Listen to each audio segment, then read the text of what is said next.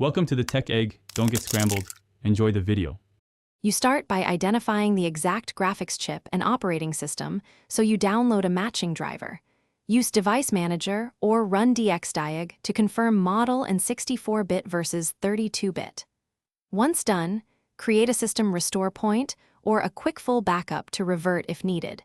That step protects settings and files. Then download the official driver package from the GPU maker, avoid generic sites, and place the installer in an easy folder so you can proceed without hunting for files. You next remove the old driver to prevent conflicts.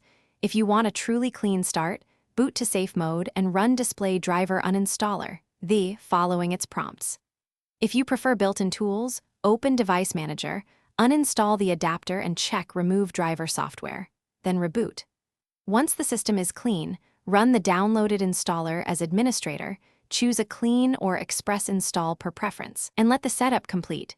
This avoids legacy files causing crashes or poor performance.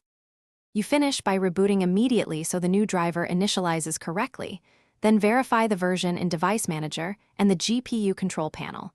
This confirms a successful install. Next, run a quick game or benchmark to validate stability and tweak power or display settings if needed.